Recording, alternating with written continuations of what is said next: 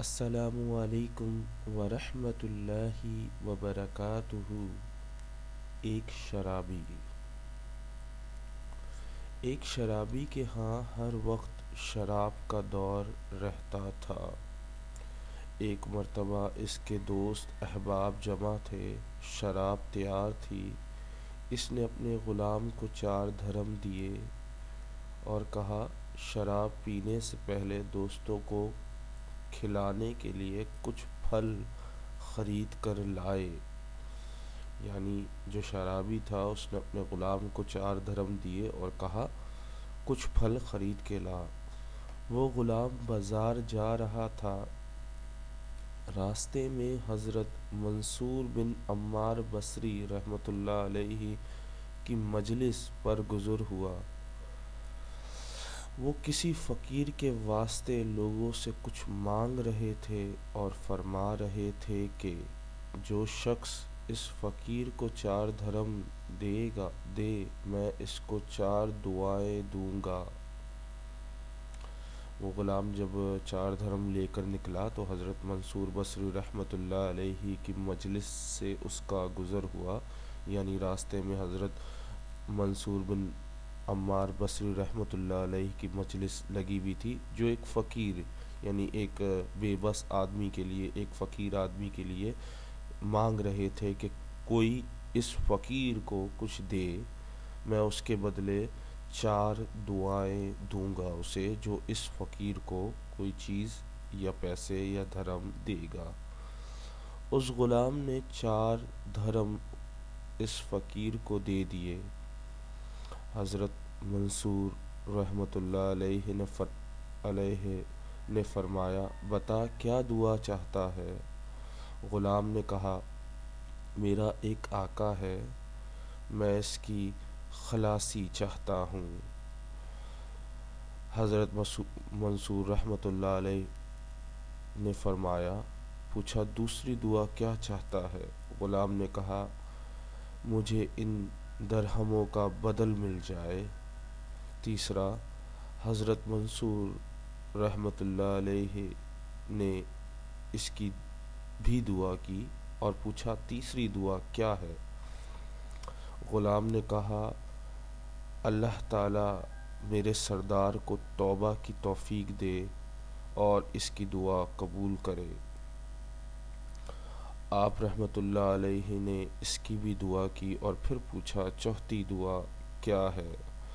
غلام نے کہا، اللہ تعالی میرے سردار کی اور تمہاری یہاں موجود تمام لوگوں میں جو بھی یہاں ہیں وہ ہر شخص کو مغفرت کر دے، ہر شخص کی مغفرت کر دے۔ ذرا توجہ فرمائیے گا، 4 سوال کیا تھے، اس کو آسان لفظوں میں بیان کر دوں۔ سب سے پہلا سوال یعنی سب سے پہلا جو دعا غلام نے کرائی وہ کیا تھی؟ سب سے پہلی دعا تھی کہ مجھے میرے آقا سے آزادی مل جائے۔ پہلی دعا، مجھے میرے آقا سے آزادی مل جائے، غلام یعنی آزاد ہو جائے۔ دوسری، ان دھرموں یعنی دھرم ہوتے نا، یعنی جو پیسے، ان پیسوں کا بدل مل جائے، یعنی ان پیسوں کے بدلے اور پیسے مل جائیں یا ان کا نیم و بدل مل جائے، یعنی ایسا ہو کہ اگر میں 2 روپے دوں تو مجھے 4 روپے مل جائے، اس طرح بدل مل جائے۔ تیسری دعا کیا تھی کہ تیسری دعا وہ اپنے لیے یعنی غلام کہتا ہے میرے سردار کو توبہ کی توفیق دے اور اس کی دعا قبول کرے، یعنی میرے سردار کو توبہ کی توفیق دے اور اس کی دعا قبول کرے۔ یعنی جو غلام تھا وہ اپنے سردار یعنی جس کا غلام تھا اس کے لیے دعا کرتا ہے کہ اس کی دعا قبول ہو میرے سردار کی اور اس کی بخشش بھی ہو۔ چوتھی دعا جو سب سے اہم تھی وہ کیا تھی؟ یا میرے سردار کی، تمہاری اور یہاں موجود تمام مجلس کی، کیا بولا؟ میرے سردار کی، تمہاری اور یہاں موجود تمام لوگوں کی مغفرت فرمائے اللہ۔ تو حضرت منصور رحمۃ اللہ علیہ نے اس کی یہ بھی دعا کی۔ اس کے بعد وہ غلام خالی ہاتھ اپنے سردار کے پاس چلا گیا۔ سردار اسی انتظار میں تھا، دیکھ کر کہنے لگا اتنی دیر لگا دی۔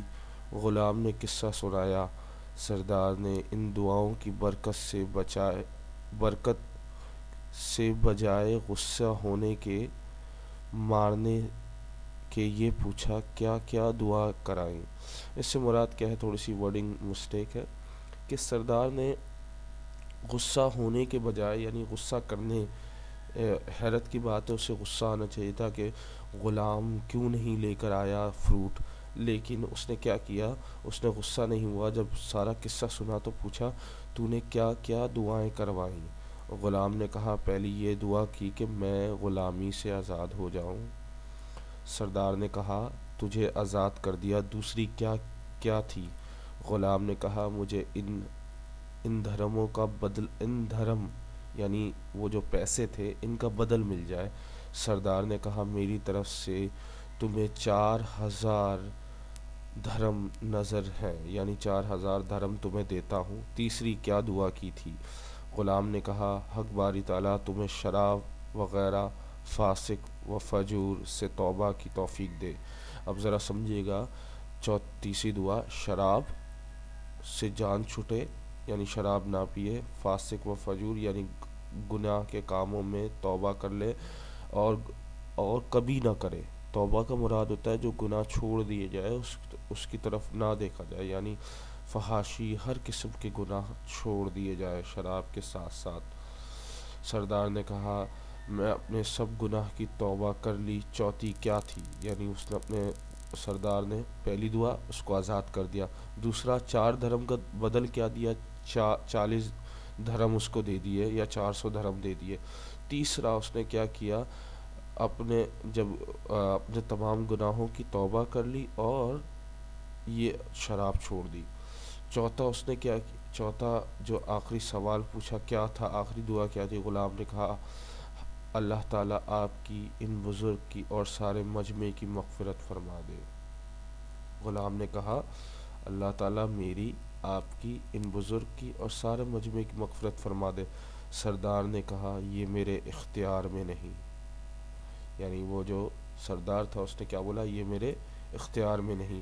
رات کو سردار کو خواب میں ایک آواز سنائی دی، جب تو نے وہ 3 کام کر دیے تیرے اختیار میں تھے تو کیا تیرا یہ خیال ہے کہ اللہ وہ کام نہیں کرے گا جس پر وہ قادر ہے؟ یعنی کہنے کا مطلب یہ ہے اسے افسوس تھا کہ یہ چوتھا کام وہ نہیں کر سکتا، لیکن جب وہ سویا تو خواب میں دیکھا، خواب میں ایک آواز آئی، کیا آواز آئی؟ تیرا یہ خیال ہے کہ اللہ وہ کام نہیں کرے گا جس پر وہ قادر ہے، یعنی جو وہ میرا اللہ کہ کون سا ایسا کام ہے جو نہیں کر سکتا؟ تو نے تیرے انڈر جو کام تھے وہ تو نے کر دیے، جو میرے رب کے انڈر کام ہے وہ میرے اللہ کرے گا۔ تو اللہ نے تیری اس غلام کی، منصور کی اور اس سارے مجمع کی مغفرت کر دی۔ اس واقعے سے ثابت ہوا صدقہ باعث نجات بھی ہے۔